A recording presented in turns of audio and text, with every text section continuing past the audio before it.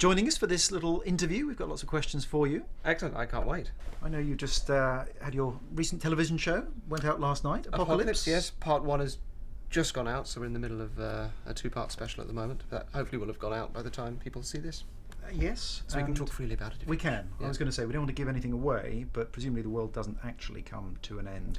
No, it was one of the stranger aspects of it that we had a lot of legal steering. In the show, somebody is made to believe that it's the end of the world, and they wake up in a post-apocalyptic, zombie-infested world in a sort of horror twist on the Wizard of Oz, with a view to teaching them to value what they have in life. And one of the steers from Channel 4 legal department was, whenever I say in the show, it's soon time to end the world, or in 3 days' time the world will end, we have to clarify that it is just for this one person, in case the great unfinished that watch the show mistake it for a real event that's upcoming. Well, funny enough, that was actually one of the questions that was sent in, which was all about, not that specific show, but in your shows in general, whether there are legal issues and problems that you have to go through in order to get clearance before you actually do things, and whether that's actually inhibited you from doing things that you would have wanted to have done. It's really, yes, of course, it's a massive, there are two huge areas. One is the sort of health and safety and the duty of care to the people that are taking part in something that might seem fairly traumatic and is potentially traumatic, so we have to get all that right. And allied to that, but slightly different to the legal issues as well. Sometimes the legal things are slightly separate from duty of care, but obviously they cross over. So yes, it's a huge consideration, but also, first of all, we always feel we're going in the right direction when these issues come up, because we know we're making something that's going to be strong and on the edges of what feels comfortable, so that's good. I think there's only been one idea for a show which was just knocked out the water because there was no way of doing it in a way that would be the legal department would be happy with, doing it legally and not compromising it so desperately that it wouldn't be worth doing it. But apart from that, no, there's just as you go along, there's just lots of little things that have to be ticked. Sometimes it's very frustrating, and sometimes I have to get involved and really kind of argue a point, but largely it's just little things here and there. Because of course you have had legal training yourself.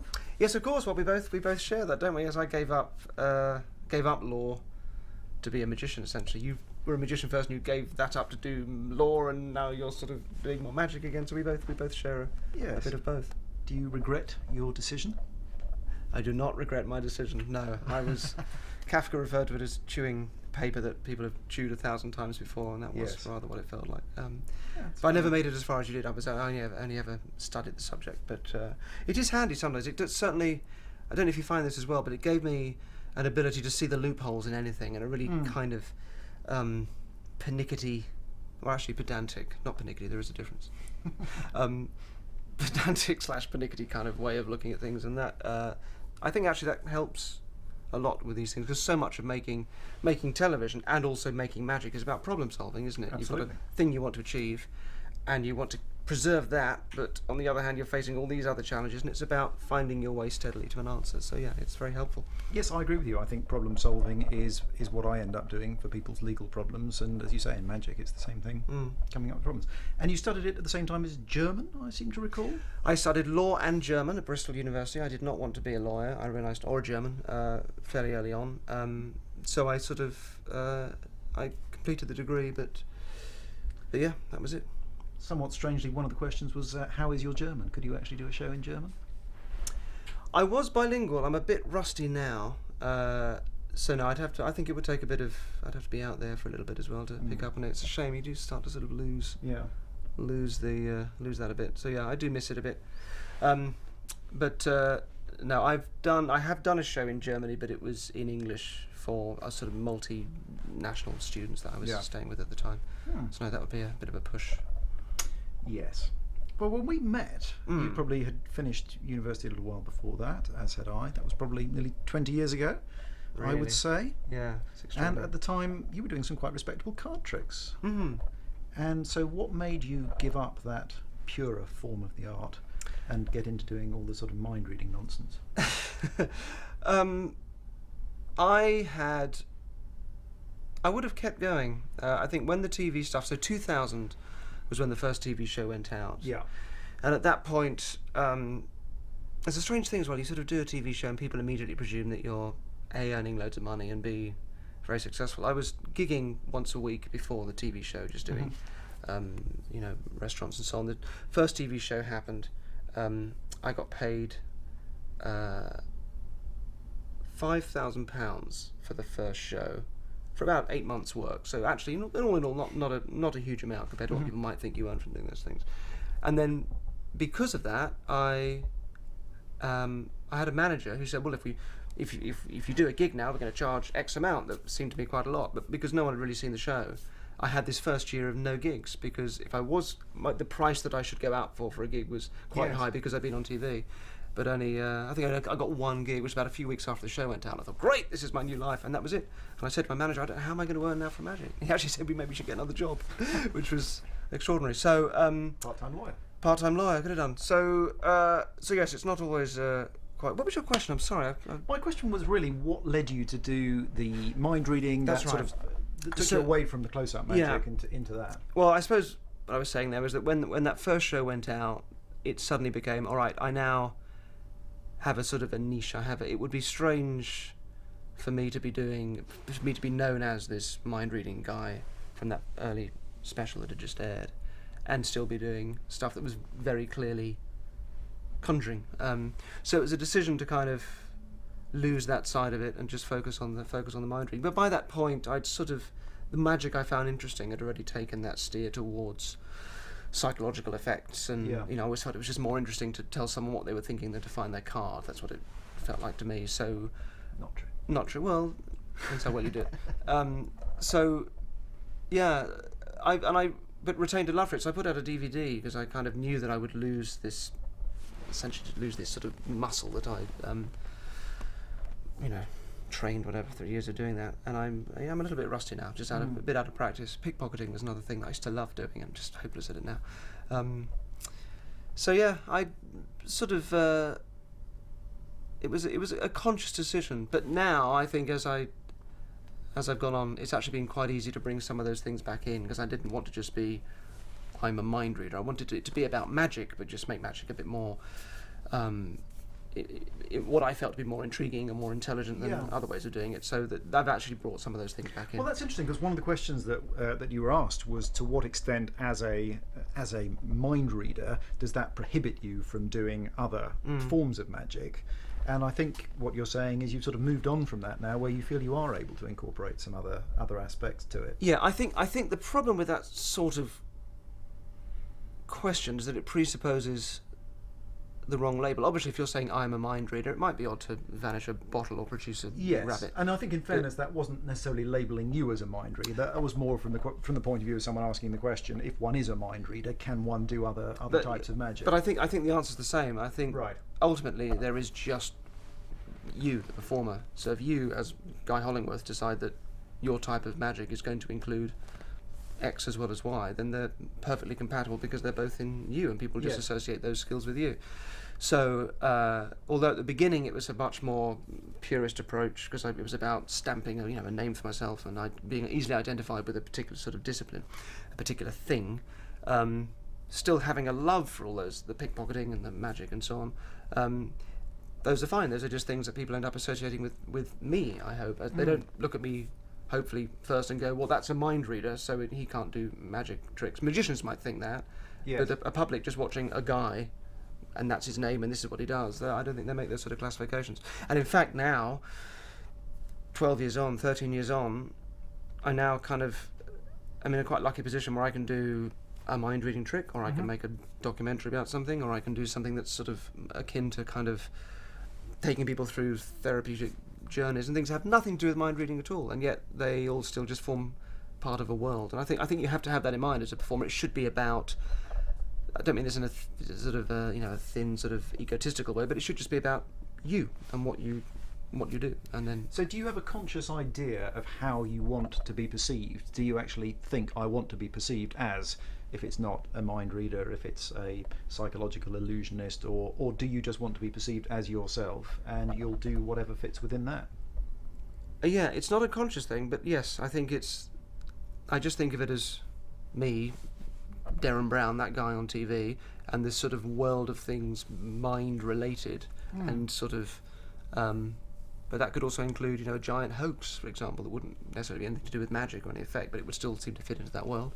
So I just see it as Derren Brown, that character, and I think that's also allowed me to maintain an interest in it, because I grew out of doing magic very early on and mind reading very early on. I sort of lost the desire to go, hey, look at me, I'm amazing. I think that's quite a childish thing, and I think it was, for me, it felt good to grow out of that, and the shows are now more about putting somebody else through an experience that I'm facilitating, and there's still a kind of a magician's eye for it, but it's they're honest shows. They're no longer shows that are about deception or a deceptive. That's another thing as well. It can become exhausting after a while to feel you're defending a sort of dishonesty, because you can't talk about the methods you're using, or you're pretending one thing and you're actually doing another, and it was nice to sort of move away from that too. So yeah, I just sort of, it's just me, or at least this theatrically tweaked version of me that it is on TV or on stage. The stage shows are still very much magic shows, of course. Yes. And that's actually been really nice, because that feels like a natural home for those. Yeah. Whereas the TV, I think in theatre, there is this sort of, obviously, theatrical framing. There's, you know, a pros art. There's something around it that lets you go, okay, this is a theatrical experience. TV is so direct that I think there's more license to sort of spin stories on stage than there is now on TV, particularly if you're doing something in a reality sort of format. So yes, that's sort of answered that question for me. To what extent do you think what you've just been talking about influences how you go about creating things? Do you have a particular process, or is it because you're really doing whatever you feel fits with your character, you can really go however you want to? Yes, it's that. The process is I sit with one other person normally. Previously it was Andy Nyman for many years, and now it's a chap called Ian Sharkey, who I met on the Seance programme, and we became friends. He was one of the participants on that and is now my co-writer. And since the events, so the events and the experiments, the apocalypse and so on, that's all been with Ian.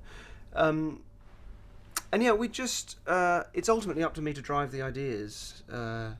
So we'll all think about it, we'll all just talk about things, and Sharky may have some ideas of his own, and I'm sure he may bring ideas to that. It's not necessarily everything coming from me immediately, but we'll discuss, and then somewhere in that something will trigger, something we'll see. Well, let's just do that. Sometimes it comes from, you get so bogged down in talking about ideas that just seem all a bit banal that out of frustration you go, oh, can't we just blah? And that blah turns out to be the idea that becomes the next show, because it's born out of, oh, let's just think bigger.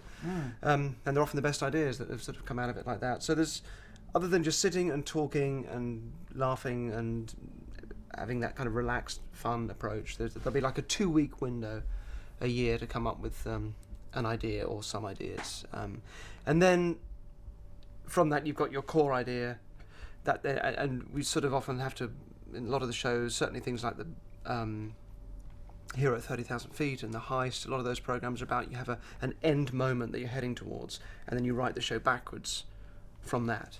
Right. So we sort of, that became a bit of a template that we worked with for a while. And then, yeah, so you get a vague idea, that then goes to the production team, and I have an executive producer that I work with. I'm an executive producer on the show, and there's another person too, so between us we then try and turn that into a television program. So you've got to make sure that there's lots of content within it, and that's what this sort of 8-month process then becomes. So while I'm on tour, I'm also having meetings talking about what is the content of the show and how to keep it constantly interesting and full and rich, and that's all brilliant and fun, and you come up against the money constraints as well, because there just isn't enough money, so suddenly we can't do it like this, we've got to do it like this, and immediately you think, well, that's not what it should be. But sometimes, most of the time actually, the end result doesn't feel like it's compromised, and that's a lovely feeling when you haven't had to take a big sideways steer because of a lack of funds, and that's it really. So it's sort of coming up with ideas that just are about whatever I find interesting at the time, and what seems like a great idea, what's something I don't watch TV, so something I would want to watch, something that seems interesting, and then after that it's kind of meetings and practical considerations and so on. So that sounds like a very different sort of process that most magicians would go through.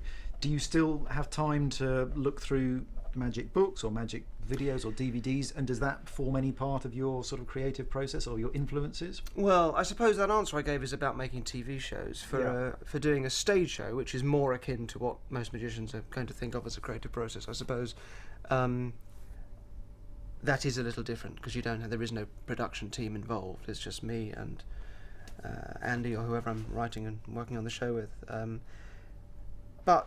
then we might look at books and so on. There might be a little bit of hunting around for ideas, but it's very little. And Svengali was written without any other magicians really on the team. Stephen Long was I suppose, but we weren't looking through magic books. Even then, it was just about what would be, if 2,000 people are locked in a room with me, what would be great to show them, or what sort of journey would I want to take them on? And I've got a whole bunch of, I still buy them, the occasional DVD and the occasional book, but I just don't really, I'm very out of touch with what the latest things are. I really have no idea. Well, a lot of people mentioned some of their heroes who, I think yours as well, people like Chan Canasta, David Berglas and Patrick Page were mentioned. Are they people who you've studied but now feel, you're now doing ploughing your own furrow, or do you still gain influence from no, absolutely. Like well, Berglas hugely, particularly with the stage shows. I think he's been invaluable. I think the last magic book I read was his Berglas Effects, which is not really related particularly to stage show I would do, but I just love his approach and his thinking. And probably the book before that I read was his previous book. And also everybody produces books nowadays. It used to be a time when you'd be very aware if a new magic book had come out. Now, of course, anyone can do it. So without any way of being guided through that, I've just kind of lost interest in that sort of wealth of literature that comes out. So Berglas has always been a huge influence. The idea of taking something small, perhaps a close-up pocket trick, something out of a cracker, and turning it into a giant piece of artistry on stage, a giant mystery on stage. That's a wonderful way of thinking. And then those sort of endless applause cues out of nothing, the free applause cues from those layered coincidence effects that are what I most associate with him. So those are things that absolutely, I've hugely taken from him. Canasta, he says you can quite quickly get through the sort of material, so yes, he was definitely a hero and a model. That kind of very easy authority and charm that he has was something that I thought was really remarkable. I think that's it, other than sort of theatre and other things. That actually was going to be my next question, which was, to what extent do influences come from elsewhere, and can you actually sort of explain what any of those are? Is it theatre, or is it any particular types of books or films, or is it just from anywhere and everywhere? What really works for me is I found this a lot from actually going to magic conventions. Just be careful how I say this so it doesn't sound wrong, but seeing a stage set, just an empty stage with a microphone in, or whatever it is, just set for a magic show, and then that immediately gets me thinking, even though it would be exactly the same as if it was a comedy show, the set doesn't look any different, but I'm sat there going, well, if it was me walking out, what would I do? And then if I see an act come out and maybe I don't enjoy it, then I'm starting, if I'd have done that, I'd have done this. And I think it's a universal thing. I think we all do that. But I actually find that a very useful process to see either a potential of, here's an empty stage, someone's going to come out and entertain us immediately, what would I want to do? So that always got me thinking about very clean mentalism effects. If I want to be excited by what's going to come out, who's going to come out and what they're going to do, and the idea of, so I've always thought, just to come out and just go straight into throwing something out, people stand up, you do impossible mind reading with them, how much more engaging that would be than other stuff, So I kind of, it's that, sometimes just going and seeing magic shows, not specifically by what I was seeing that I liked, but by things that I didn't like, or in between the acts. There was just something about a feeling of potential that would always excite me. Nothing about methods, never have any idea how to do it, just what would be an amazing thing to see. And then occasionally just seeing plays that just have moments in that are really strong, and that you can't help but being taken in by them. And I think the stage shows I've done, I've always tried to think of as theatre rather than just magic shows, in that you try and create moments and experiences that are not just, oh, how did you do that? Yeah, so it's just sort of life, really. I don't know, it's difficult to put the finger on it. You're talking about going to magic conventions and seeing things and how you would do things differently. Brings me on to a topic that several people were asking for your advice on how they can improve things, how they could go about doing things differently. Do you frequently see magicians, or in particular mentalists, doing anything that you think they're doing wrong? Are there sort of common mistakes that people doing magic do? It's been a very long time, actually, since I saw other magical performers. I don't watch TV, and I don't get to see a lot of live magic. I think the problem with mentalism generally is that it can be just really indulgent. It can be very boring. And when if I'm not like that now, and I certainly was for a long time when I started, even when I was getting known in the magic world, I think I had a real sense of, just indulgence is the right word for it. Yeah. And I think I learned a lot about pace and a lot about just your duty to actually entertain. And a lot of that comes from just work. It comes entirely from working with other people. The way to get out of self-indulgence, of course, is to have a director, to have people saying, no, that's terrible, don't do that, that's too slow, you can't do that, that's a slow effect, you can't follow that with another slow effect, we just want to kill ourselves now, so please will you liven it up a bit. And all that kind of stuff is hugely valuable.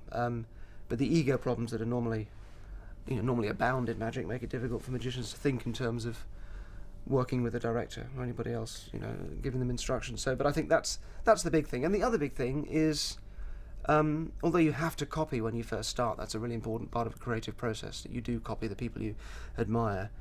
The big thing is that's so obvious, isn't it? Everyone says it, but to find out who you are. And I watched an act recently. It was a 13-year-old magician doing, and it was incredibly accomplished for a 13-year-old. But it was a mini adult. It was a mini adult grown-up act. And I thought, well, how much more charming would this be if, rather than this being an adult comedy, I don't mean adult as in sort of blue, but just kind of like a mini grown-up act, if it was if it felt like a 13-year-old. How extraordinary if that you were watching a 13-year-old with all the sort of just the personality of a 13-year-old rather than a sort of adult packed down into a little suit. How much more interesting would that be? And if you're a skateboarder, do magic, but be a skateboarder guy doing magic. Don't feel you have to be the image of a magician or a mentalist that you've taken from elsewhere. And I think there's more of that now. I think it's mixed up a bit more in terms of the Blaine thing was so different, and the sort of grungy street thing was so different, and Dynamo obviously doing, I haven't seen the shows, but I imagine a similar sort of thing, that there's now probably enough role models that there's enough grey areas in between to open it up a bit for people. But that's the big thing. My manager said two things when he first signed me up, which I thought were interesting. First of all, that the definition of success is talent plus energy. So you can have all the talent you like, but if you just sat in your bedroom practicing in front of a mirror, you're not going to be successful with it. And equally, you can have all the energy, but if you haven't got the talent to back it up, that's not going to help. And that the recipe for being a star, or the equation for being a star, is success plus attitude, which I thought was interesting as well. Yeah. The things that separate stars from just merely successful people is that they're identifiable with an attitude. And that always struck me as interesting. And I think a lot of that just comes from knowing who you are, and then having enough confidence in that. I mean, I'm quite shy, I think, in ordinary life. It's not about that sort of confidence, but understanding that as a character and how you can make them what you do uniquely yours.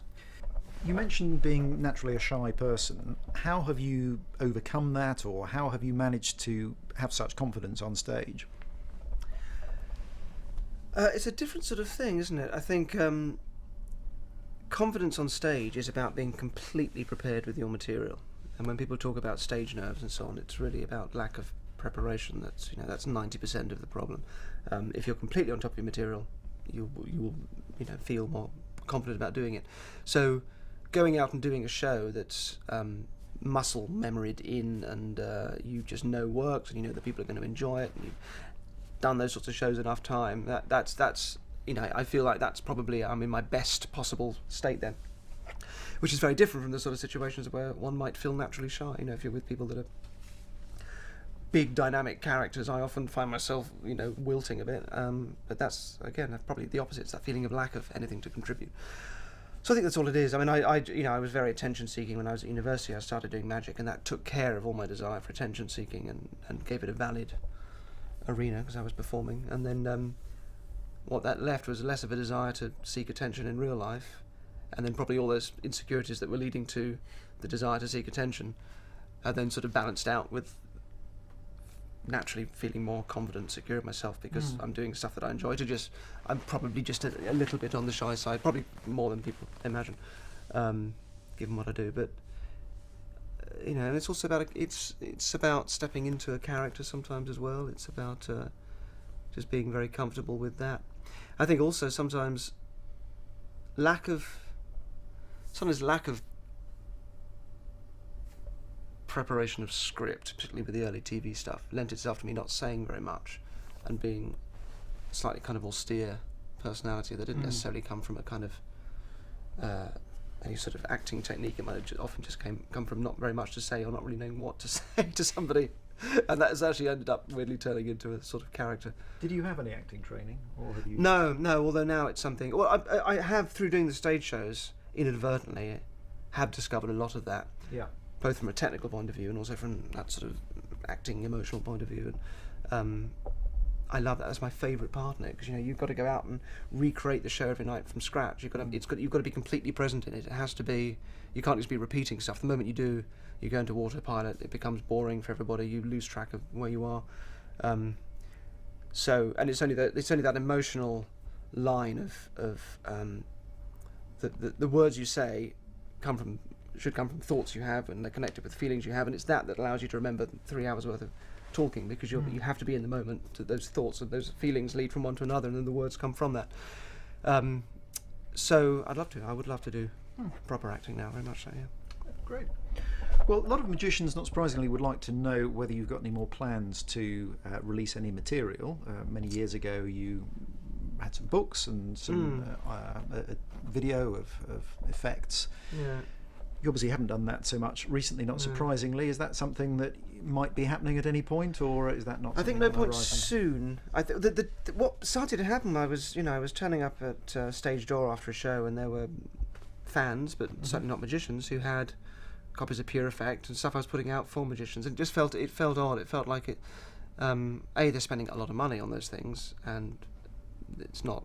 It wasn't, if they wanted to find out how I was doing the TV shows, it wasn't really answering that question. Plus, it was that weird thing of giving magical knowledge to people that it wasn't written for. So that's why those books came off the market.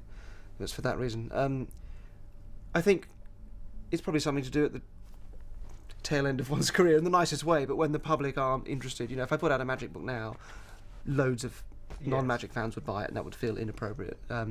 There might be a sort of mid thing of a midway point of writing a book on performance or something like that, which I think would interest me more at this point. But do you look back on those old books? I know in Absolute Magic you said that was very much your thinking at the time. Do you look back on it now? What you excruciating?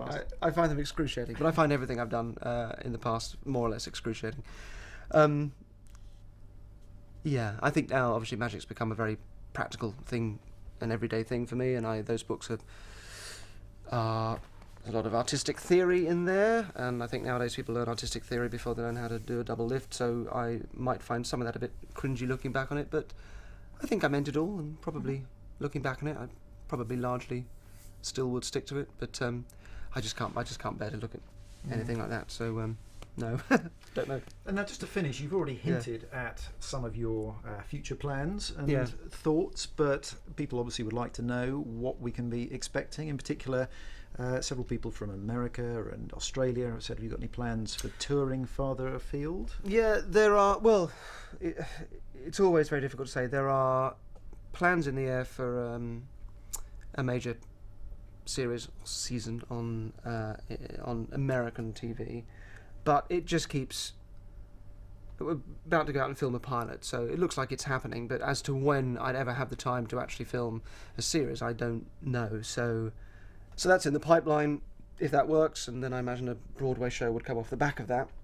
There had been shows to do a Broadway show first, but when the TV offer came in, they've been trying to get me for a couple of years, and it looked like finally it may happen that the TV would come first. So that may happen in the States. Other than that, in terms of what the next product, as they call it, will be. The next things to come out. I'll be touring in 2013 here in the UK with a new show. Don't know what that is yet. Haven't written that yet, even though some of the theatres are selling out, which is odd. And there will be obviously new TV stuff. But until that little 2-week period where I sit down and have to come up with the ideas, I don't have the faintest clue. It's difficult. I don't know what I'm going to do after Apocalypse. That's a bit of a problem, because Apocalypse is so big and ambitious, and sort of, I don't know, don't think I can go anywhere else after that in terms of that sort of format. So it'll be really interesting and fun to come up with something that will just be completely different next. I think it'll have to be. Excellent. Well, that's something to look forward to. Thank you very much. Yes. Excellent. Well, thank you very much for your time.